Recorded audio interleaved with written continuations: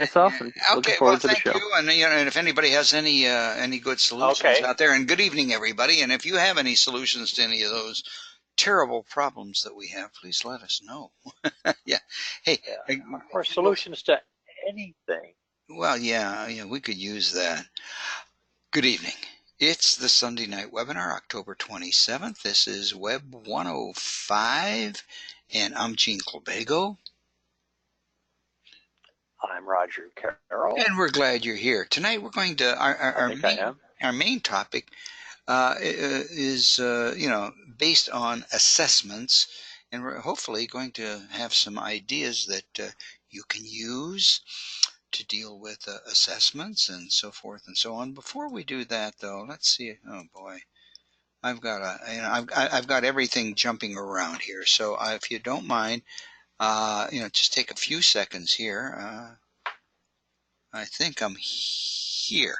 Okay, last week we started off with a couple of resources for personal learning networks, and we were saying that that it's very important that everybody kind of builds personal learning networks. We've got to continue to expand our knowledge and see what's coming along, uh, and if something is better and more efficient, use it in our classrooms.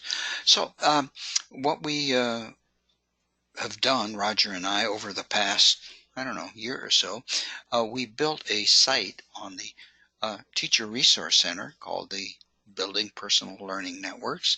And just as a reminder that going down, it's just down a little bit. The one that's kind of the two that you want are at the bottom. The classroom resources for your PLM uh, is a flipboard that you will find. I think there are almost 900 different short articles that you might like. Go there, browse through them, take a look, and you might find some really good ideas that can help you in your classroom. Uh, these deal with classroom resources. The one below it says technology in the classroom, and these are the ones that deal with technology and so forth. And Raj and I are, well, adding to that weekly. I added a couple this week, and they're hopefully that you'll find them useful.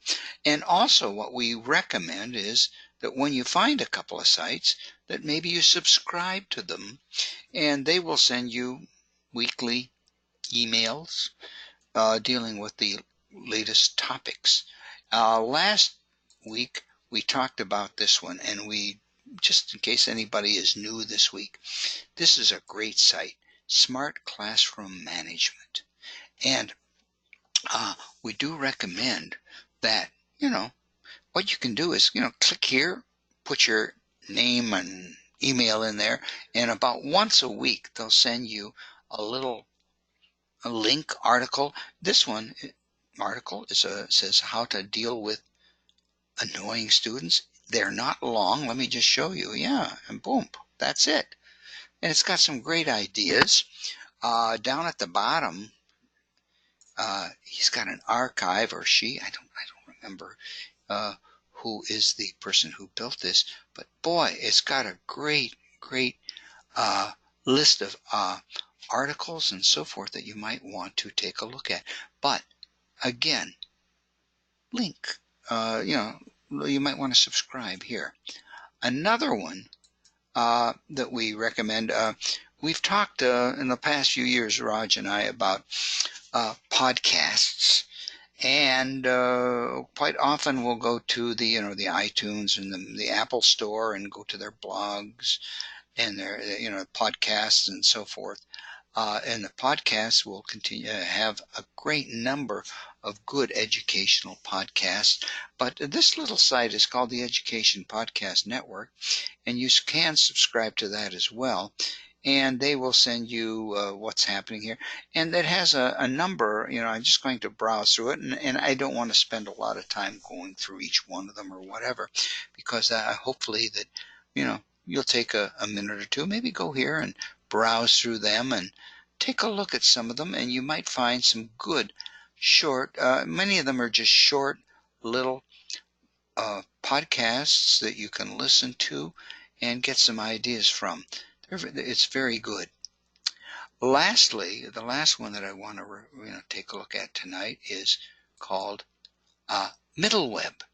Now, this is actually they claim aimed at grades 4 through 8, but I went through some of the articles, and many of them are adaptable, and there are, oh my goodness, hundreds of them. Okay, a classroom ready word study tool. And I know there are some great things, and if you go down, you'll see a number of great articles helping students analyze the impact of political ads. Why? Well, that's the start of school. We're a little bit beyond that, but anyhow, if you go down to the bottom, you'll see that this is page 1 of 235. There are that many pages of articles here that can give you some great ideas. Yes, there are a couple of ads here and there, but there are some great ones. By the way, in case we have some new teachers, here's one over here. It says, new teacher tips. You might want to take a look at that. Anyhow, please don't hesitate to go here. And there are places everywhere. Here's one where you can sign up and receive the latest news here on the left. And you can sign up, and they will not overwhelm you. And if you find out you don't like them, you can always unsubscribe. It's that easy. So with that, PLN, just give you a quick little thing. The one thing I did want to talk about tonight, give you a little introduction before we switch things over to Raj, because he's got some really great things for us tonight. We're going to, come on. Okay, we're going to talk about assessments. And we keep reading in the paper and so forth and so on about how our kids are over-tested and so forth and so on. But assessments are really necessary. There are tools that are really necessary in the classroom, and there are two great reasons for that. Number one is, when we give assessments and find out what the students know, we can provide feedback to them and help them learn more. And secondly, we can hopefully adjust our teaching to make it better so we can provide better information for them. And I know that these are things that you know, so I just wanted to go through them very, very quickly to give us a kind of a background. Secondly, real quickly, somebody said, well, we're going to talk about assessments tonight. What kinds of assessments? Well, there are really there are many kinds of assessments, but 4 basic types. We have a diagnostic one for assessing prior knowledge. We have a formative assessment, and this is a very important one, and I think one of the more important ones that teachers can use as they're teaching, and that monitors the learning as it's happening. I'm going to talk about that a little bit. Some summative assessments, and that's at the end of the course. And then we have the benchmarks, of course. I think the ones that I'd like to talk about tonight are kind of formative and summative. And I think the tools that Raj you're going to use tonight will be, adaptable for both the formative and summative. Is that right, Raj? Okay, you can use those for whatever you're doing. Yes. Okay. Anyhow, really quickly, just real quick, I got some. We've got some handouts here. I don't know if you've noticed it over there. There are 4 handouts. I threw up 3 of them, and I see Raj has added a handout as well. Mine deal basically with formative assessments. And basically, formative assessments are those assessments that are really, hopefully, the students don't even see as assessments. They're little activities that are going on during the learning where you can assess what's going on, the learning that's going on, in order to provide feedback and say, oh boy, I've got to adapt this, or so forth and so on. So basically, having done that, let me end this and get back to where I should have been in the first place. Now, oh, that's not where I should have been. Hey, I was going to show you this. Come on, where are we here? I have my first download. That's not the one. Oh my goodness. That's the one. I am sorry. My first download, in case you go to, is strangely enough a template from Microsoft Word. I found that is a terrific one, and I think it would provide some really good use for you in figuring out what's going on in your classroom. It's called an exit ticket, and there are a great number of them here, and it's really cool. I've got to move some things around so I can move this. This sheet deals with, I have a number of pages of them here. The first one deals with, how do you feel about the lesson? You might want to give one of those little tabs to a student before he goes, or she leaves the class. Have them fill it out. They can mark if they're not happy, okay, real happy, and why about the lesson. There's some over here. It's called the 3-2-1. It's a very popular one. 3 things you learned, 2 questions you have, and 1 thing that made you say, wow.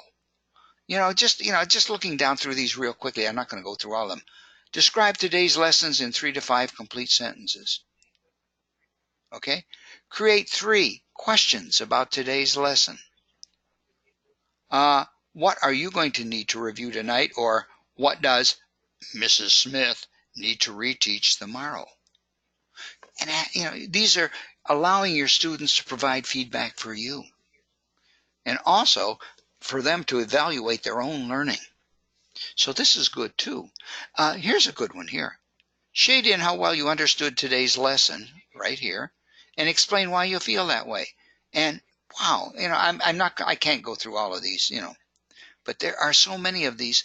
You can download this from the webinar. I will put that again on the page. And also, if you forget about where it is and you open your Microsoft Word, just go up to the templates, type in, search for exit tickets, and you'll find that.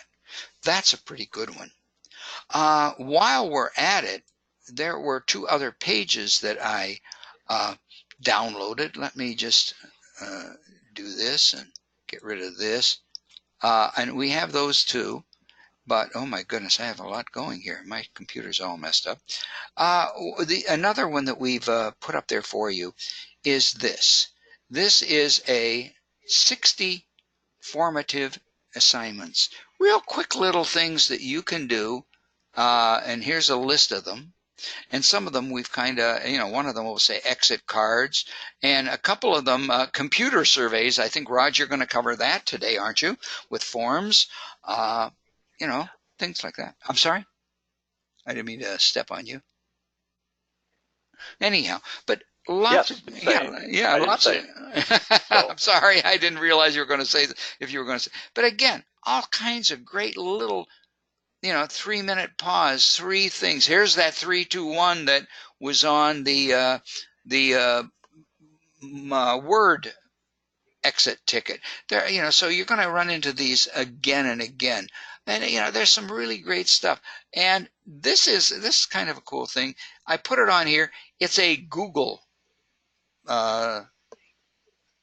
slideshow, and I kind of downloaded it as a PDF for you.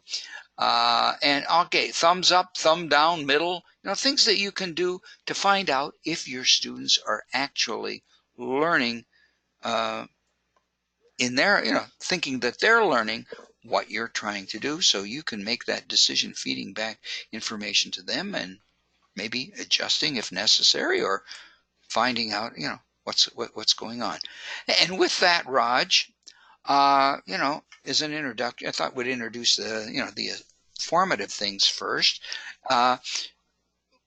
Raj has a number of tools that we can use to do some assessments. So with no further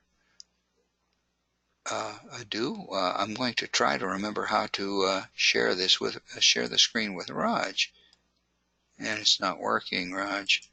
Oh, there it is. Why is it not working? Oh, there it is. Okay. Raj, I think we've tried to share it with you. Okay. I'm sorry. Well, you should be looking at my screen. I see a giraffe. Okay. I see a giraffe. Yes, you do. All in this recipe, this mix that we're talking about tonight of assessment, are a number of components. Got a little behind the scenes chat question on whether or not we're going to be talking about assistive technology tonight. Well, not specifically, but in a related sense. It's more about, in a much broader topic, inclusive education. And we know in our typical classroom of today, perhaps all across the grade levels, we may have a number of students within our class who are included in our class and getting extra support services by way of special education department and so on. And this can be from one or two in a classroom. Maybe some students are pulled out for extra services, but we're still working with those students within our class as well.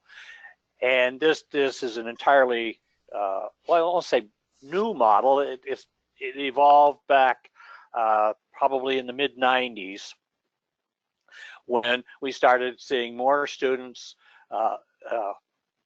in our regular classroom, again, getting support services. So within that realm, we're going to touch base on some of that tonight. I was doing a course this week in the Microsoft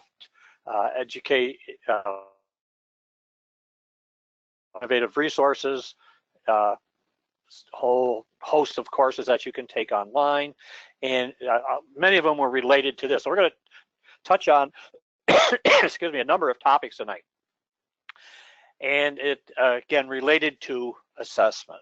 Basically, my view of assessment is I'm checking for understanding. I want to know what my students already know, perhaps, about a topic which is related to what you see on the screen here.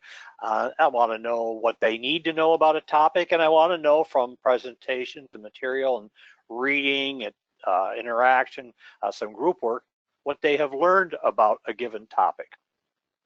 And we have at our disposal now a whole lot of technology that let us get to that in, I think, pretty engaging ways. Out of last week's webinar, we got a question about using the clickers in the classroom. These were handheld devices that kind of were attached to the smart boards in our classroom. And what we ended up having were in the various schools and different levels, these portable kits that included handheld clickers and some wiring and some things, and it took a whole lot of effort on the part of a classroom teacher to install the clickers so that they actually function within the classroom, and then do a host of additional work to prepare the items that you wanted the students to be clicking on and get some interaction going. We have come a long way since then. I think they may still exist somewhere in the district. There was a maintenance factor. Then there was also, unfortunately, because of the expense, a sharing factor. So you had to put yourself on a list to get a hold of the clickers. Then, of course, if you were fortunate, maybe knew how to set them up, or rely on the assistance of your tech associates in your school, and then hope that everything worked when it got together. We've moved, I think, beyond that to get acquainted with some tools that give us a lot of the very same information that you were seeking to find with the clickers. Is what do my students know about this given topic? I presented some material, it might be math or science or whatever. Now, what does the learning look like?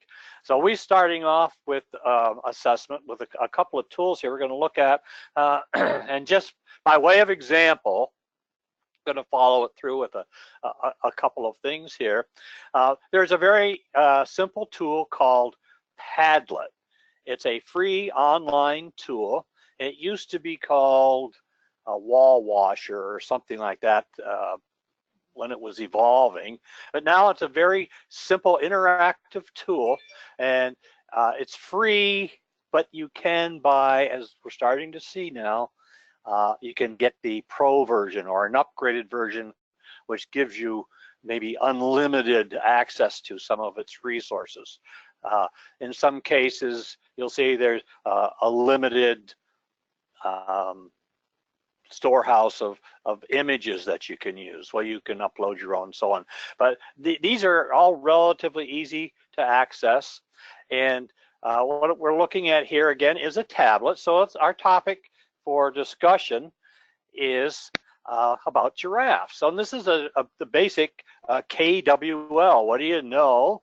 What do you want to know? And what afterwards, what have you learned about giraffes? And you might start a discussion here. And the way to make this interactive is that you would be sharing out this Padlet to your class by way of a link. So let's say for the sake of discussion, we're in a Teams environment in Microsoft Office, or you've got something you've handed out to your students that would give them the link to share on this particular Padlet. So down here, under each of the posed questions, you can have students interject what they have already possess in terms of knowledge about giraffes. Okay, from this column then we move to, well, what else do you want to know? Would you like to know about giraffes? Again, you can add, notice this is interactive, the cursor is active in here. If you wanted to participate in this particular Flipboard, I think I've got it on a link here.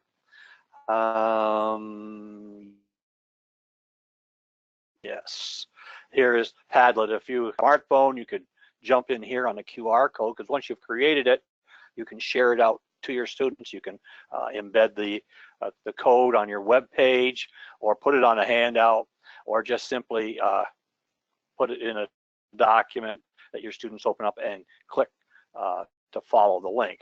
So here we are in our, we're starting our learning about giraffes. And then we're going to come back to this after we've done our learning. We've done some investigation, find out what giraffes eat, how they sleep, how tall can they grow, and so on. Is basic background information. Well, that's just maybe where you want to start an investigation off in class with a subject. So this is, again, a very simple piece of technology. I'm going to go to the Padlet website here. So let's go home. So this is what Padlet looks like. You can create 3 of them without getting into the need to upgrade. I don't think the fees are exorbitant. If it's something that you thought you might take full advantage of and really get kids involved, you could upgrade. But you can create 3 Padlets at a time and share them out. What I did was I had several over a couple of seasons of webinars here. I just simply deleted them, so I could always have up to 3 working for me. Okay, and you can make a Padlet. I'm going to show you what this looks like. I'm going to make one. So you click on the plus, and it asks you what kind of a Padlet would you like to make. And there are some templates here: a basic wall, a grid, a number of ones, and then you could pick a template. I chose one that obviously is kind of basic and simple. It's represents a cork board, and where you post messages and so on. So there are a number of templates available. Again, this is in the free version. This was a KWL chart that I borrowed from.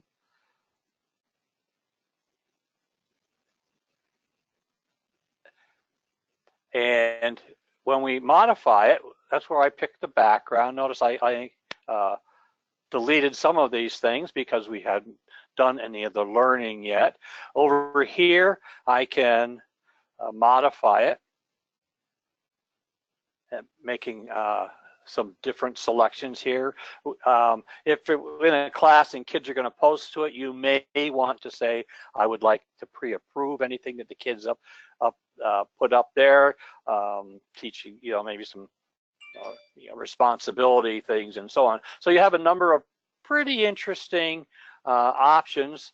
The color scheme and so on are available for selection there, just to pretty it up. Again, you're throwing this up on your smartboard, so every student would be able to see it and interact with it when you push out to them the actual Padlet that you're going to be working on.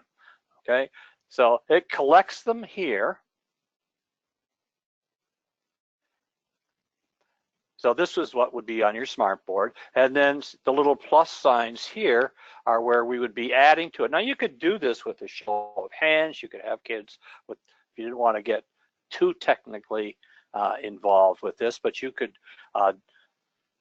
just simply have maybe yourself or a student who's fairly good at keyboarding could be adding in the things as they are proposed by the student, and then come back to it at the end. You can add columns to it. Maybe what else do we need to know that didn't come up here as a result of what we learned, and so on. So it's got a lot of, I think, positive features to it, and it's very simple. It's eye appealing, and if the kids are contributing on their own devices, it adds a little bit more of an engagement factor for that. Another one of the tools, I don't know, Gene, if there's anything in the back, or anybody's asking any questions or wants to interject, or are users of Padlet, please, jump in if anybody wants to comment on that. Yeah, or I say for a, go ahead.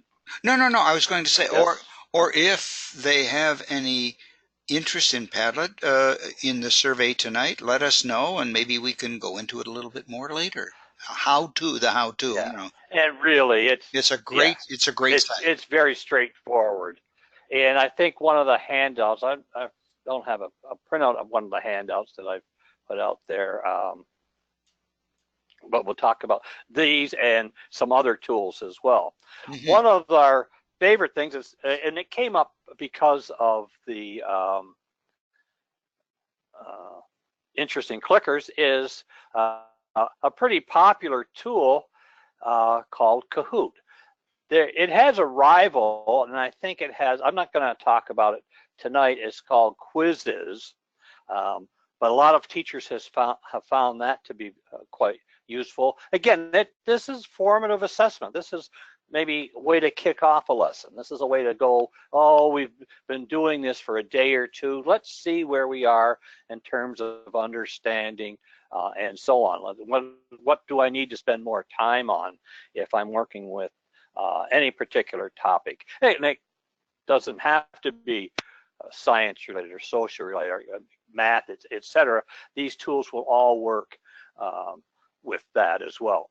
Another one is, again, Kahoot, and I've put up a Kahoot on giraffes.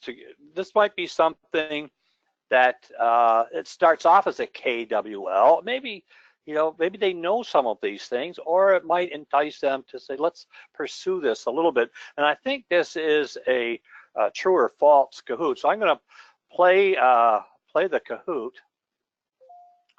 and I'm going to, if you're familiar with, again, this is free, and you have a number of options. It's very, again, straightforward. You can personalize it and so on. I'm going to play a classic Kahoot, and I'm going to put in a gamed code.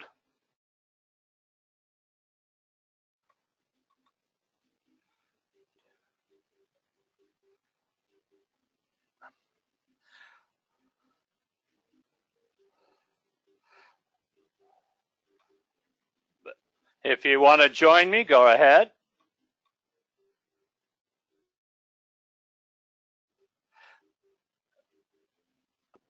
I'll wait for a minute or two. If anybody else wants to join the Kahoot, there's, I think, 11 questions in this one. And just to re-explain the Kahoot is, once you've created the game atmosphere or the questions, you put up this PIN code, and students go to Kahoot it, or use the Kahoot app on their device. And okay, we've got somebody else.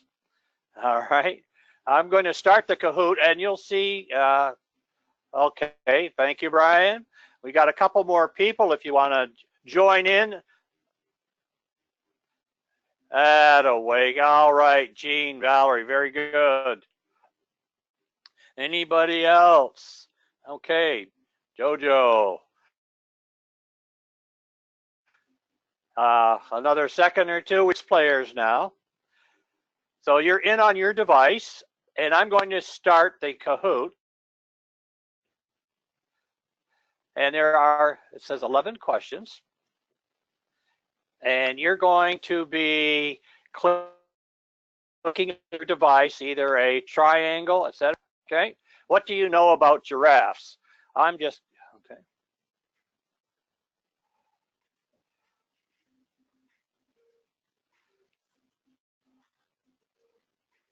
On your device, click either the triangle. Okay. 4 people responded. Again, if you haven't done a Kahoot, you're seeing the questions presented on my screen. This would present your smartboard in your classroom. And then the students would go to the Kahoot it on their desktop devices or a handheld device, whatever it happens to be. And then you would be going through the questions here. And you noticed it was including the number of people who are responding and so on. Gina, there's a question in the background.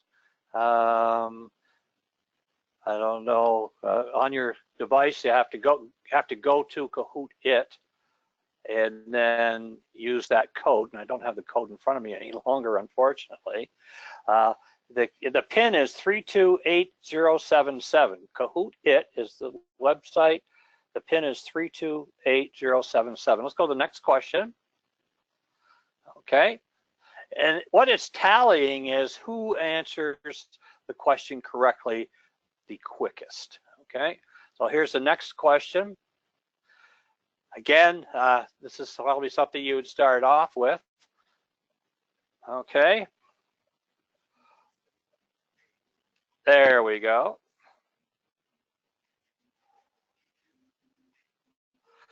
The countdown is showing how many seconds are left in the window to respond. Okay, we have some really smart people here tonight. Going to the next question. This will again show who answered the quickest. Jojo is killing us. Let's go to the next question. True or false? Giraffes give birth standing up.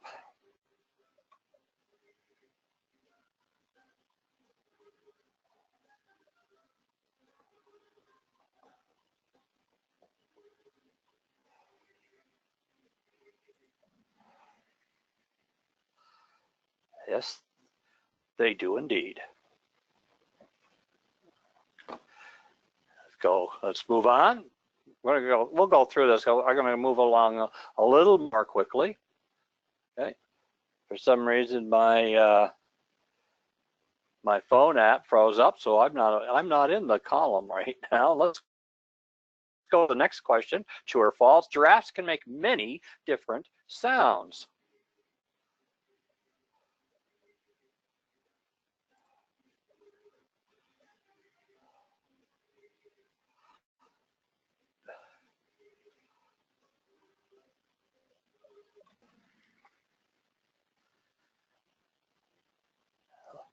And it is true, they can make different sounds. Here I am bringing up the rear here, we can look at, I got to move the scale down here so I can scroll more. Okay, our next question, true or false? Giraffes can run over 30 miles per hour.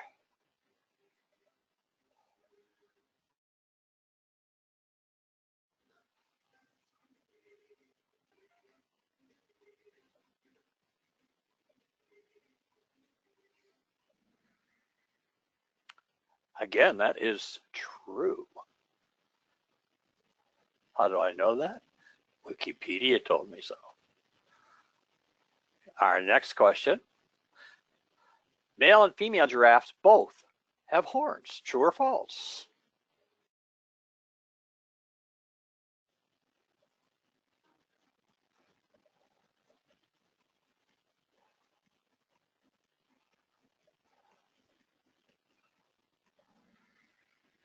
Ah, it is true. They do. And see where this is going. We're building up, say, a core of knowledge to go back and look at with our students. Next question. Again, true or false? Giraffes get the water they need from eating.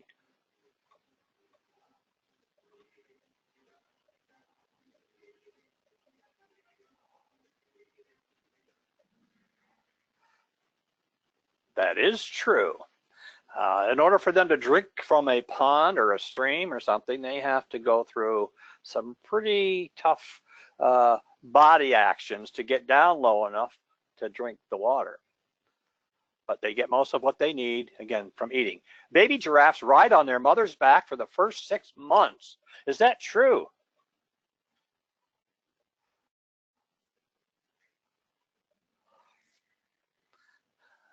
Actually, it is not true. I just found a really funny picture out there on when I Googled it. Okay. Giraffes get most of their sleep standing up.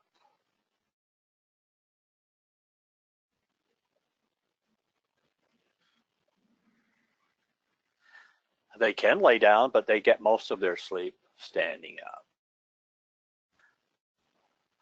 Question 10. A giraffe's spots are like fingerprints.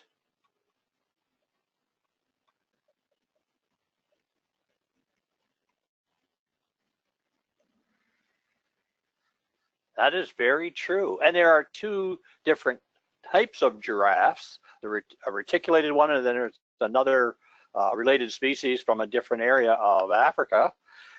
And they are different with the background and so on. But they are just like fingerprints, no two alike. And our question,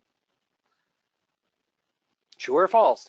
The okapi is the only relative of the giraffe.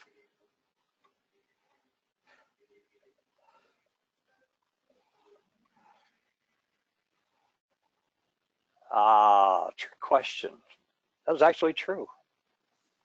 The okapi is the closest animal relative to the giraffe. So we're done now. Those are our questions.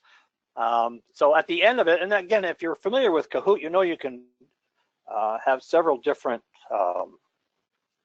modes of the game. You can make it a competition. If you have kids grouped around tables, they can work together as teams against one another, or again, doing it individually, kind of as we're doing it tonight, and it keeps score.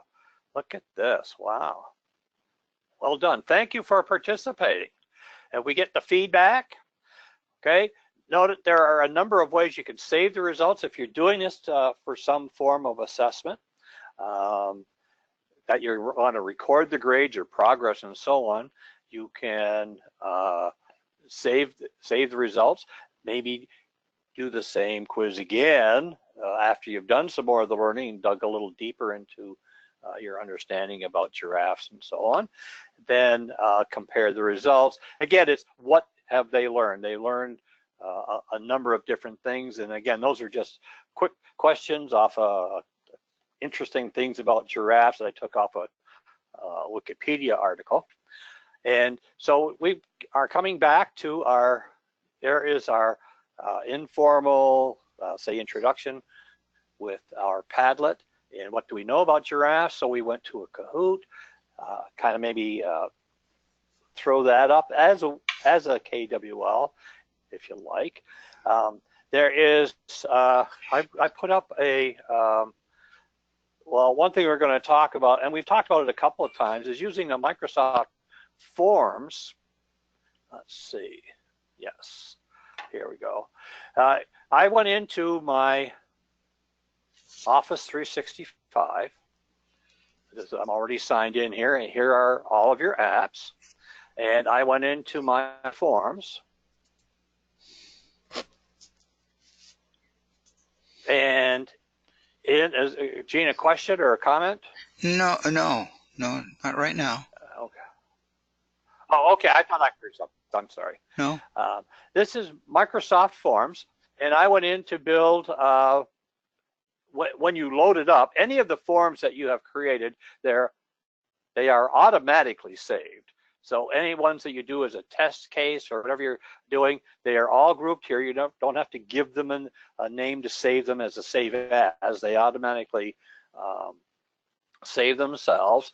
So, and you have two different forms that you can work with. This is a new form, is more like a survey, a polling question. You might use this for general knowledge, what kids might bring to the table already, whatever the topic happens to be, in this case, giraffes and so on. So what I'm going to look at, and if you are going to create a new quiz, I'm going to take you to the quiz on giraffes so you get an idea of the options that you have. So I'm going to click on giraffe quiz, and now this is in edit mode. Within edit mode, you can create a background if you want to make this dress it up a little bit for your students. So this is what they would be seeing on their computer when they get the link that you are sharing out to them for this quiz on giraffes or a survey on giraffes. So here they are, 10 questions, 110 points, because I think I put in the last one on that the copy here. And again, this is models what we just did with the Kahoot on giraffes.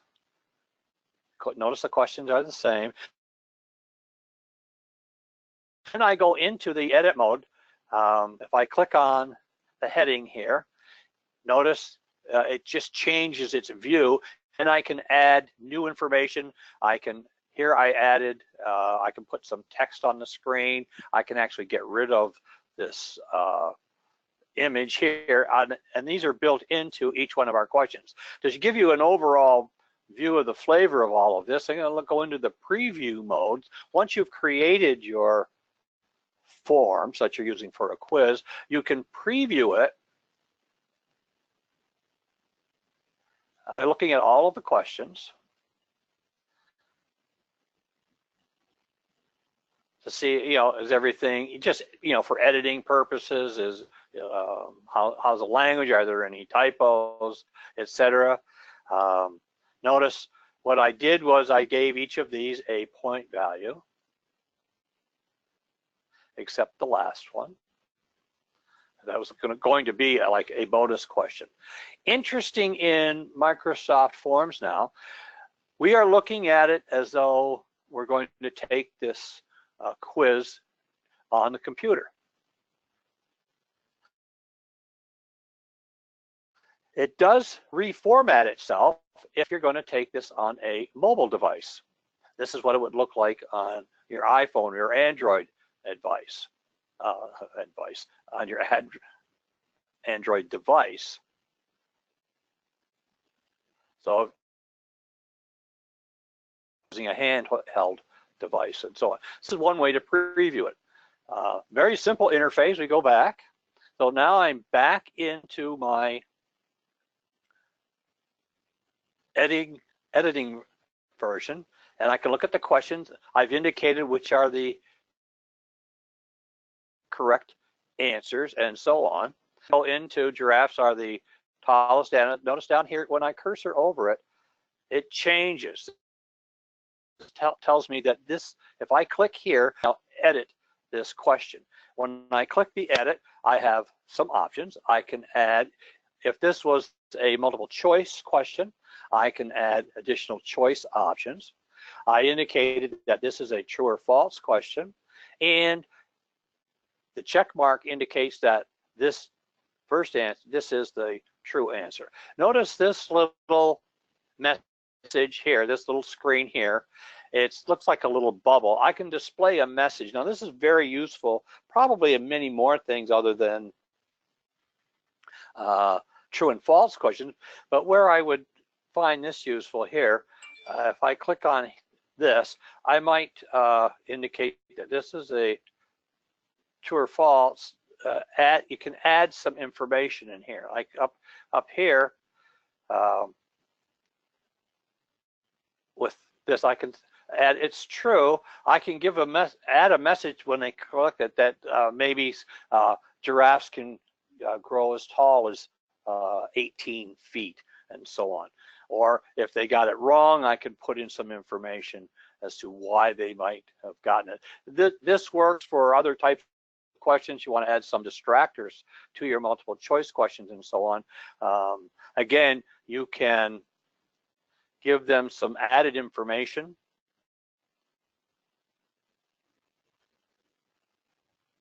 As they go through the questions when you preview them. So there are a number of options in the forms. Let's create a new quiz, and you'll see what we're talking about. Because I don't have to do a saved as, it always tells me. I'm going to change this to the, let's see, webinar demo. We're not going to go through this in its entirety, but this is just called practice, and I'm going to add a new question under here. This little icon over here allows me to insert an image. If I click on this, it brings up a search engine where I can search for a giraffe.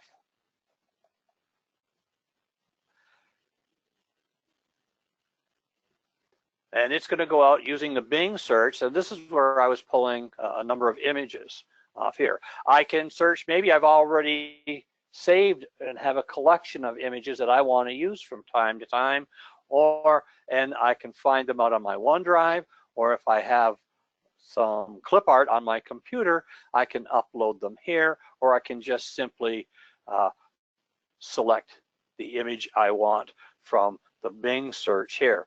And you might notice here, search only results that are tagged in Creative Commons for, so I don't have to violate any copyright issues.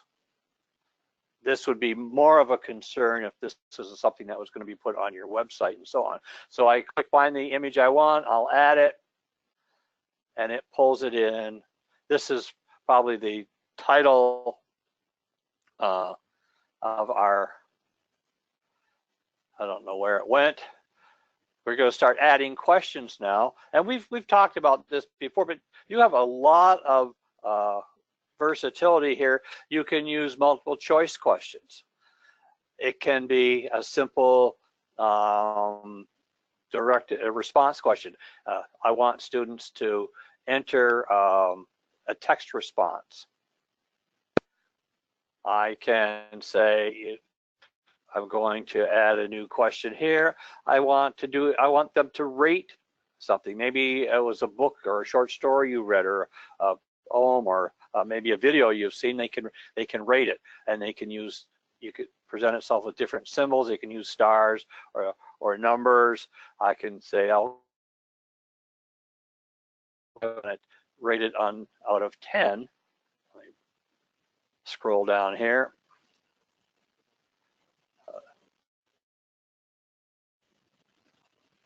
Well, let's say 9, because I couldn't see number 10. My computer didn't scroll down there. You can add a question that, like I said, we have a rating question, or something that you're going to see more and more of, Likert scale. It presents itself kind of like a chart. Here, you type in the statement here and a number of the responses across here.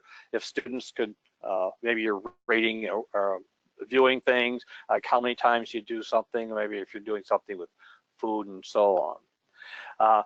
But again, this is going back in the form. I'm not going to go all through that. It's really straightforward. Another nice, really nice feature with using Microsoft Forms is a feature called branching. And we have found this to be very useful on a number of different surveys and things, a yes or no. You might have participated in some of these. If you say yes to the question, then you're presented with some other options, versus you say no to as a response, you're presented with some other questions. We did a couple of surveys in a district that asked what level you're teaching. And if it was the elementary level, it might branch off to, okay, what grade in the elementary level? If you taught at the prep school level, it would branch off to grades there.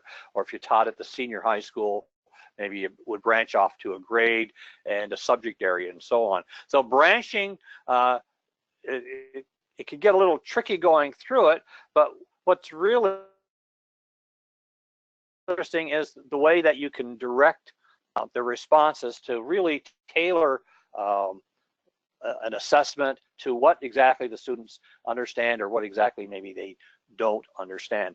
Branching works nice in the area of mathematics as well. One of the nice things about form, I don't know if I have a sample form for math. I have to see, I can't find it right now. But if you're doing how to do certain types of math problems where there are different steps involved, the branching allows you to take them by way of a comment to an area where obviously a student didn't understand this particular feature and so on. So there's a lot to do with this. Again, this is something that I think, it's fairly intuitive. I've learned the hard way, both Gene and I, by going through forms and creating a number of them, playing with the different features and so on. Just to remind you again, a form is more of a survey, and a quiz is test assessment related, where you can assign point values to questions. It will self-correct as well, which is another really nice feature in forms. It will self-correct. It can tell the student immediately if they got it right or wrong, or when the test, the assessment in its entirety is completed, it will go back and show the students where they struggled, where they got some questions wrong, and perhaps exactly what part of the question needs attention and so on. So again, here we're talking about three different ways of assessing formative assessment. Forms can be used as a summative assessment at the end of a unit. And again, it will self-correct. Microsoft is also working with the ability to integrate the results of a quiz and have it integrated right into PowerSchool. If you're for grading and so on, you don't have to copy paste, go through the Excel spreadsheet routine to get those in. But there's quite a lot of features. There's nice help features and so on in forms as well. Gene, we got about 5 minutes left. I want to turn it back. Gene did mention with his document at the beginning, these exit tickets too. You could use a quick 2 or 3 question form as an exit ticket for kids. Sure. In whatever the lesson happens to be. I think I've covered, I'm putting check marks to the stuff I wanted to be sure and mention.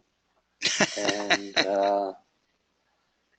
I didn't get to Sway, because you can, but that's another where you can embed a form in a Sway. Or in a PowerPoint. Would have taken more time. Yeah. In a PowerPoint, you can, you can link them in there. You can do it with a QR code and link them all up right there. A lot of versatile tools here. Again, from the very simple Padlet to, well, you know, a little more hands-on would, of course, would be the Kahoot. And then, of course, anything in Microsoft Forms. Okay. So if you have any questions, you want any more information on this, be sure to let us know by way of the survey. Gene, you want to wrap it up? Well, yeah,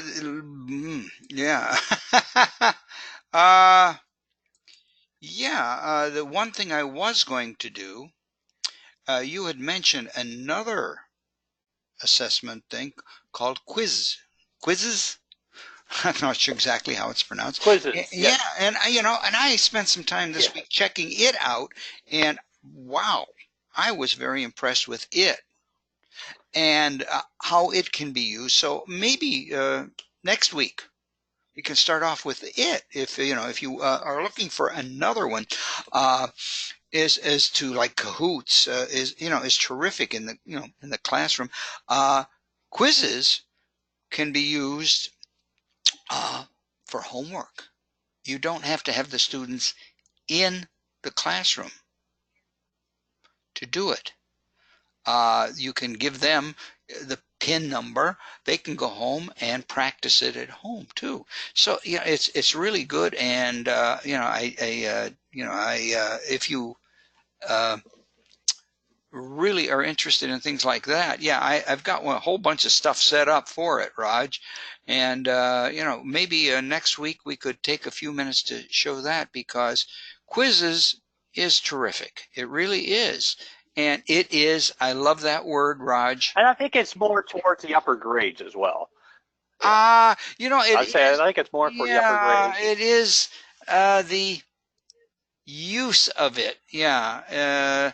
There are, I don't know how many thousands and thousands of, it says used by 10 million teachers, but how many pre-made quizzes are there that you can either adapt, use, take, and for yourself, or create your own. And what I'd like to do is do that. Flipped learning, somebody says, and yeah, that could be used for flipped learning. Kind of,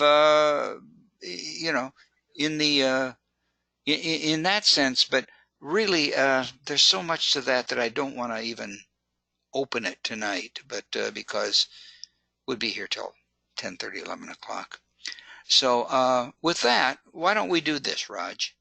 Why don't we tell people that, I don't know what we're going to do next week, what our major topic is, but why don't we open with, quizzes, show them that, and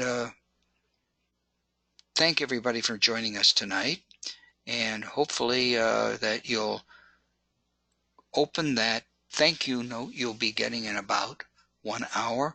Please do the survey. I've adapted it, hopefully made it correct a little bit more, and let us know, give us some feedback as to what we can do. If you have any topics that you'd like covered, if you'd like Padlet covered or something like that, let us know, or if you need help with that, would be glad to help out. But please give us some feedback so we can help you out. And with that, Raj, do you have any other final comments? Otherwise, we'll say goodnight. No, have a really scary week. Oh, that's we'll see right. You after Halloween. That's true. Daylight savings time. Oh yeah, we'll be we're on an hour. All of that takes place. Forward, fall back. Okay, we'll be on an hour early, but it'll be an hour late. Well, anyhow. We'll see you at 8 o'clock or 7 o'clock. It'll be 8 o'clock. 8 o'clock. Eastern Standard Time. Right. Yes. Yeah. Eastern Standard Time. We're still trying down. I'm in Florida. They are trying to stay on daylight saving time year round down here. They're still working on that. So I think that's going to be kind of wild. Well, they are the Sunshine State. Well, I think the whole United States should do that, but that's a whole other topic, and it's 9 o'clock. So thank you for joining us. We will hopefully see you next week, and have a great week, everybody. Yes. Good night, everyone.